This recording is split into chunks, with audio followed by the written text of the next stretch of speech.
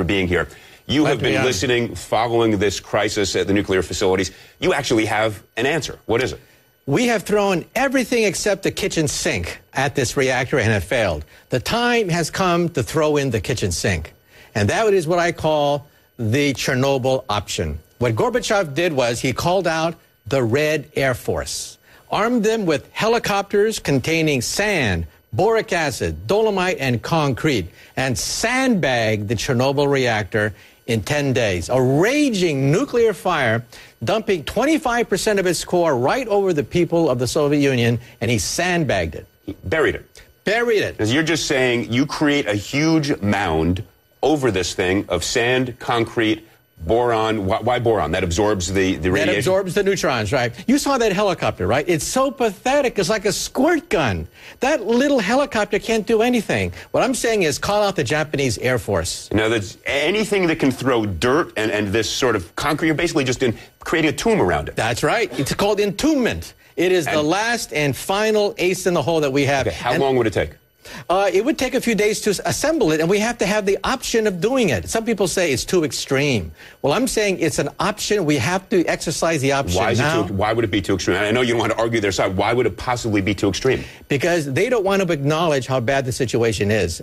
The leadership there is disconnected from reality. They're not physicists. They're not engineers. They think it's just going to go away. They live in a fantasy parallel universe. Okay, let me push you a little bit. I mean, it sounds so simple and obvious. I'm astonished nobody's thought of it. This is why you're the brilliant physicist. Where is this? Is it worth it? In other words, where in the spectrum of 3 Mile Island to Chernobyl is this crisis right now? Well, the Japanese government says it's a number 5, like 3 Mile Island. That's obviously wrong, because just one reactor out of control is 3 Mile Island. We have 4 nuclear power plants raging out of control. It's obviously greater than 3 Mile Island. I just got it's a 6. I just got to ask you, have you called anybody over in the government there or called the NRC here and said, bury the miserable thing, end this? Well, I was on national television, and it got picked up by NHK. And NHK then is the national broadcasting outlet of Japan.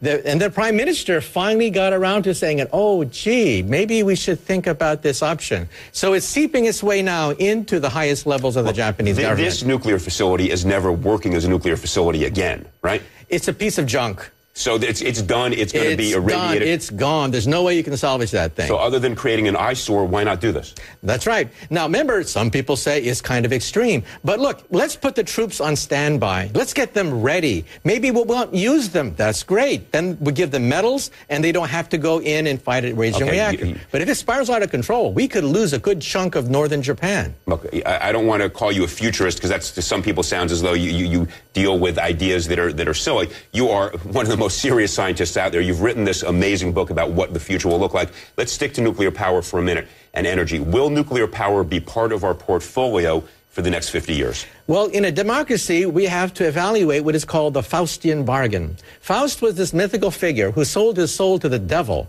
for unlimited power. The Japanese have thrown the dice. They went for the Faustian bargain because they have no oil, they have no coal, they have no natural resources that can generate energy. So they say, yeah, we got to get the Faustian bargain. In the United States, we have a choice. We really have a choice as to whether or not we want to sell our soul to the devil for unlimited power. Okay, selling our soul to the devil doesn't sound